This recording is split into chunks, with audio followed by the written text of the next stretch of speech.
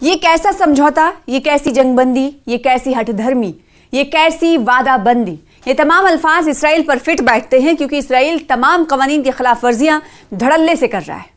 ویسے بھی کئی مرتبہ مشرق وسطیٰ نے یہ رائے ظاہر بھی کی ہے، اسرائیل بھروسے کے لائق نہیں، اسرائیل پیٹھ پر چھرا بھونکنے والا دیش ہے۔ اسی لیے 8 ممالک کے وزرائے خارجہ اکٹھا ہوئے۔ جگہ کیا تھی؟ جگہ تھی ترکی۔ جی ہاں، استنبول میں قطر، سعودی عرب، متحدہ عرب امارات، اردن، پاکستان، انڈونیشیا اور ترکی کے وزرائے خارجہ نے غزہ میں قیام امن سمیت دیگر مسائل پر تبادلہ خیال کیا۔ اجلاس میں بین الاقوامی امن فوج کے قیام اور جنگ بندی برقرار رکھنے پر بھی غور کیا گیا۔ غزہ میں جنگ بندی کے باوجود اسرائیلی فوج کی خلاف ورزیوں کے بیچ استنبول میں 8 ملکوں کے وزرائے خارجہ کی میٹنگ ہوئی۔ اجلاس میں شرکاء نے اسرائیل کی جانب سے کی جا رہی جنگ بندی کی خلاف ورزیوں پر تشویش کا اظہار کیا۔ اس کے ساتھ ساتھ اسرائیلی فوج کے انخلا، متاثرہ فلسطینی علاقوں میں انسانی امداد کی فراہمی کا مطالبہ کیا گیا۔ استنبول میں ہوئے اس مشاورتی اجلاس میں ترکی، قطر، مصر، انڈونیشیا، سعودی عرب، ترکی اور متحدہ عرب امارات، اردن اور پاکستان کے وزرائے خارجہ نے شرکت کی۔ میڈیا رپورٹ کے مطابق اجلاس میں شرکاء نے غزہ کی تعمیر نو کے لیے مشترکہ اقدامات کی ضرورت پر بھی اتفاق کیا۔ اجلاس میں شریک لیڈروں نے عالمی برادری پر زور دیا کہ وہ غزہ میں فوری جنگ بندی اور پائیدار امن کے لیے مؤثر کردار ادا کریں تاکہ خطے میں مستقل امن و استحکام لایا جا سکے۔ استنبول اجلاس کا مقصد غزہ میں پائیدار امن کے لیے مسلم ممالک کی مشترکہ کوششوں کو تقویت دینا تھا۔ اجلاس میں جنگ بندی کی نگرانی، انسانی امداد کی حفاظت اور غزہ میں بین الاقوامی فورس کے ڈھانچے جیسے امور پر توجہ مرکوز کی گئی۔ غزہ میں جنگ بندی کے باوجود اسرائیلی فوج کی خلاف ورزیوں کے بیچ استنبول میں 8 ملکوں کے وزرائے خارجہ کی میٹنگ ہوئی۔ اجلاس میں شرکاء نے اسرائیل کی جانب سے کی جا رہی جنگ بندی کی خلاف ورزیوں پر تشویش کا اظہار کیا گیا۔ اس کے ساتھ ساتھ اسرائیلی فوج کے انخلا اور متاثرہ فلسطینی علاقوں میں انسانی امداد کی فراہمی کا مطالبہ کیا گیا۔ استنبول میں ہوئے اس مشاورتی اجلاس میں ترکی، قطر، مصر، انڈونیشیا، سعودی عرب، ترکیہ اور متحدہ عرب امارات، اردن اور پاکستان کے وزرائے خارجہ نے شرکت کی اور میڈیا رپورٹوں کے مطابق غزہ میں فوری جنگ بندی اور پائیدار امن کے لیے مؤثر کردار ادا کریں تاکہ خطے میں مستقل امن و استحکام لایا جا سکے۔ استنبول اجلاس کا مقصد غزہ میں پائیدار امن کے لیے مسلم ممالک کی مشترکہ کوششوں کو تقویت دینا تھا اور اجلاس میں جنگ بندی کی نگرانی، انسانی امداد کی حفاظت اور غزہ میں بین الاقوامی فورس کے ڈھانچے جیسے امور پر توجہ مرکوز کی گئی۔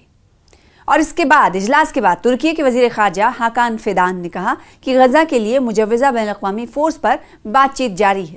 یہ تنظیم ابھی مکمل طور پر تشکیل نہیں دی گئی ہے اور اس کی ذمہ داریوں کو ابھی حتمی روپ نہیں دیا جا سکا ہے۔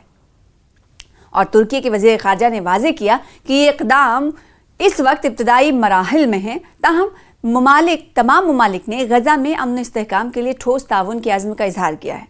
بتایا جاتا ہے کہ اس بین الاقوامی فورس میں شریک کچھ ممالک جنگ بندی کے بعد خطے میں استحکام کو یقینی بنانے کے لیے غزہ پٹی میں اپنے فوجی یا امن دستے بھیجنے پر آمادہ ہیں۔ وزیر خارجہ ہاکان فیدان نے مزید کہا کہ ترکیہ ایک ایسے فریم ورک کا خواہاں ہے جس میں فلسطینی خود اپنی حکومت اور سیکیورٹی کے ذمہ دار ہوں۔ ادھر اسرائیل نے مزید 5 فلسطینی قیدیوں کو رہا کیا ہے۔ اس موقع پر جذباتی مناظر دیکھے گئے۔ اہل خانہ سے لمبے عرصے بعد ملے فلسطینیوں کی آنکھیں اشکبار ہو گئیں۔ انہیں طبی جانچ کے لیے الاقصی اسپتال لے جایا گیا۔ اس موقع پر کچھ ایسے اہل خانہ بھی تھے جنہیں اپنوں کی رہائی کی امید تھی، لیکن انہیں رہائی نہیں ملنے سے ان کے اہل خانہ کو مایوسی ہوئی ہے۔ تو آپ اندازہ لگا سکتے ہیں وہ دیش، وہ ملک جو لگاتار جنگ بندی کی خلاف ورزیاں کرتا ہوا دکھائی دے رہا ہے، تو کیا اس میٹنگ سے کچھ حاصل نکلے گا؟ اس سے پہلے بھی ہم نے دیکھا ہے کہ کئی ممالک کے لیڈران کی طرف سے اور کئی علماء کی طرف سے ایک کانفرنس کا انعقاد کیا گیا، کئی بار ڈکلیریشن لایا گیا۔ یورپی یونین کی اگر بات کریں تو انہوں نے میٹنگ کر کہا کہ اسرائیل کو روکنے کی ضرورت ہے، اسرائیل کو کمزور کرنے کی ضرورت ہے، چاہے وہ معاشی طور پر، اقتصادی طور پر ہو یا پھر کسی طرح کے دباؤ کے طور پر ہو۔ اسرائیل کو کمزور کرنے کے بعد ہی اس مسئلے کا حل ہو سکتا ہے۔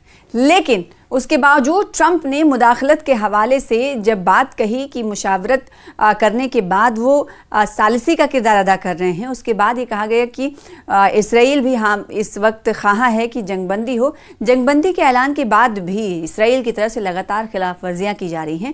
ایسے میں مشرق وسطیٰ کی طرف سے یہ کہا جانے لگا کہ اسرائیل پر کبھی بھی بھروسہ نہیں کیا جا سکتا، کیونکہ اسرائیل جو کہتا ہے وہ کرتا نہیں ہے۔ اسرائیل نے کہا کہ وہ جنگ بندی کا خواہاں ہے، جنگ بندی سنگھرش ورام لاگو ہو چکا ہے، لیکن اس کے باوجود غزہ میں ابھی بھی بمباری اسرائیل کی طرف سے جاری ہے۔ آپ کو یاد ہوگا کہ پچھلے دنوں کئی تجویز پیش کی تھی ڈونلڈ ٹرمپ نے کہ اس پر اتفاق رائے کیا جائے، جس پر حماس نے کہا کہ کچھ ایسی شرطیں ہیں جسے وہ ماننے کے لیے تیار ہے۔ پھر بعد میں یہ دیکھا گیا کہ ان تجاویز میں جسے منظوری ملی تھی اس میں کچھ رد و بدل کر دیا گیا، جس پر حماس نے کہا، اور ساتھ ہی ساتھ آپ کو یاد ہوگا کہ قطر نے کہا کہ اس سے پہلے انہیں بات چیت کرنے کی میز پر لانا ہوگا، کیونکہ اس سے پہلے یعنی تجاویز پر عمل کرنے سے پہلے جو منظوری ملی تھی سمجھوتے کے حوالے سے، اس پہ قطر کی طرف سے کہا گیا کہ ہمیں اب بات کرنے کی ضرورت ہے، کیونکہ اس میں کچھ رد و بدل کیا گیا ہے۔ تو پھر اس کے بعد جو سمجھوتا تھا، جو تجویز تھی کئی نکاتی، اس میں ایک یہ بھی تھا کہ حماس جو ہے وہ غیر مسلح ہو جائے، یعنی ہتھیار کو چھوڑ دے، ہتھیار ڈال دے۔ اس پر حماس کے حوالے سے کہا گیا کہ وہ اس سمجھوتے پر عمل نہیں کر سکتے، کیونکہ اور پھر اس کے بعد دیکھا گیا کہ اس میں رد و بدل بھی ہوا اور حماس نے حامی بھر لی، لیکن اس کے باوجود غزہ پر اسرائیل کی بمباری جاری ہے۔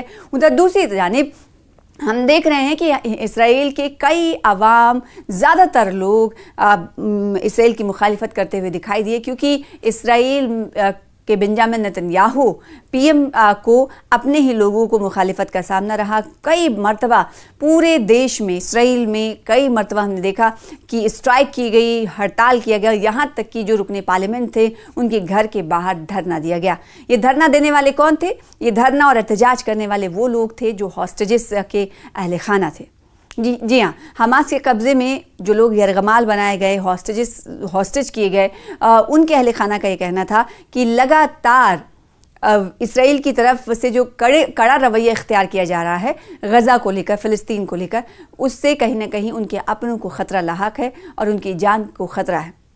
اور ایسے میں ایک زیادہ تر انہوں نے کہا کہ ہم یہ چاہتے ہیں کہ جو منظوری کیبنٹ کی طرف سے دی گئی تھی حماس کے حوالے سے، گریٹر اسرائیل کے حوالے سے، اس پر اگر عمل درآمد ہوتا ہے تو ان کے اپنوں کو اور خطرہ ہوگا۔ تو یہ باتیں تمام وقتاً فوقتاً دیکھنے کو ملی، اور ادھر اسرائیلی پی ایم وزیر اعظم بنجامن نتنیاہو کو آپ کو یاد ہوگا کہ یو این او میں وہ بھاشن دینے کے لیے موجود تھے۔ اس وقت ہم نے دیکھا تھا کہ جو مندوبین تھے، ممبرز تھے، ان کی طرف سے مخالفت کا سامنا انہیں کرنا پڑا تھا، ایک بھاری کھینچ انہیں دیکھنے کو ملی تھی، اور اس کے بعد ان کے چہرے پر یہ بھی دکھائی دیا تھا کہ وہ کہیں نہ کہیں پشیمانی کا سامنا کرتے ہوئے دکھائی دے رہے تھے اسرائیلی پی ایم بنجامن نتنیاہو، اور انہوں نے کہا تھا کہ الگ تھلگ اسرائیل ہو چکا ہے، ہمیں تیار رہنا ہوگا۔ لیکن جب بھی ثالثی ہوتی ہے، اس کی خلاف ورزی ثالثی کسی ممالک کی طرف سے ہو، اس سے پہلے آپ کو یاد ہوگا کہ قطر نے ثالثی کی تھی، میڈیشن کی تھی، اور حماس کے لیڈر کو بلایا تھا ملاقات کرنے، بات چیت کرنے کے لیے، اور پھر اسرائیل نے پیٹھ پر چھرا بھونکا تھا حماس کے لیڈروں کی موجودگی جس بلڈنگ میں تھی وہاں پر بمباری کر دی تھی۔ حالانکہ وہ بچ نکلے تھے کیونکہ وہ نماز کا وقت تھا، وہ نماز پڑھنے کے لیے گئے تھے۔ ایسے میں مشرق وسطیٰ کی طرف سے کہا جا رہا، اور اس بیچ کئی دیشوں کے بیچ سمجھوتا بھی ہوا۔ کئی ممالک نے آنن فانن میں میٹنگ کی تھی جب قطر پر حملہ ہوا تھا، اور پھر ہم نے دیکھا تھا کہ کئی طرح کے سمجھوتے بھی ہوئے تھے۔ پاکستان نے یہ کہا تھا قطر پر حملہ ہوگا تو وہ اس پر حملہ مانے گا، اس طرح کے سمجھوتے بھی کئی طرح کے دیکھنے کو ملے تھے۔ لیکن سوال یہ اٹھتا ہے کہ جب ڈونلڈ ٹرمپ کی طرف سے کہا گیا کہ اسرائیل اور حماس کے درمیان جنگ بندی کے حوالے سے فیصلہ لے لیا گیا ہے، لیکن اس کے باوجود جنگ بندی نہیں ہوئی، اس کی خلاف ورزی ہو رہی ہے، روزانہ کئی لوگ مارے جا رہے ہیں۔ اب سوال اٹھتا ہے کہ جو 8 وزرائے خارجہ مل کر ترکی میں میٹنگ کرنے کے لیے بیٹھے، استنبول میں میٹنگ کرنے کے لیے بیٹھے، کیا اس کا حاصل ہوگا؟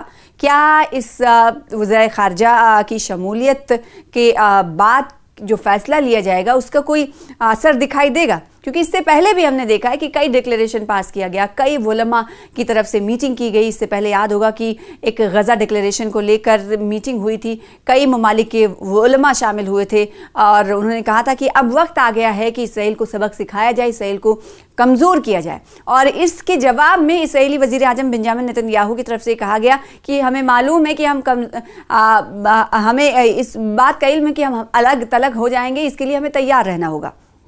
تو چاروں طرف سے اسرائیلی وزیر اعظم بنجامن نتنیاہو گھرے نظر آ رہے ہیں، لیکن اپنی عادت میں کوئی تبدیلی نہیں لا رہے ہیں، لیکن اس کے باوجود جو ہاسٹیجز کے اہل خانہ ہیں ان کی طرف سے لگاتار شدید تنقید کا نشانہ بنیامن نیتنیاہو کو بنایا جا رہا ہے۔ لیکن جو سمجھوتے کو منظوری ملی ہے، کئی نکاتی جس میں میڈیشن ثالثی کا کردار ڈونلڈ ٹرمپ نے ادا کیا ہے، اس سمجھوتے پر عمل درآمد تو ہو رہا ہے، کیونکہ حماس کی طرف سے کئی لوگوں کو آپ کو بتائیں کہ ہاسٹیجز کو جو رہائی دے رہے ہیں، رہائی کا سلسلہ بھی جاری ہے اور کچھ پر عمل درآمد کیا جا رہا ہے، لیکن خلاف ورزی لگاتار جاری ہے۔ غزہ میں کئی حصوں پر بمباری اسرائیل کی ہو رہی ہے اور اس بیچ کئی نکات پر عمل بھی کیا جا رہا ہے، جیسے کہ ہم نے آپ کو کہا کہ رہائی مل رہی ہے، اور جنہیں رہائی نہیں مل رہی ان کے اہل خانہ میں مایوسی دیکھی جا رہی ہے اور مایوسی کا اظہار ان کی طرف سے کیا جا رہا ہے۔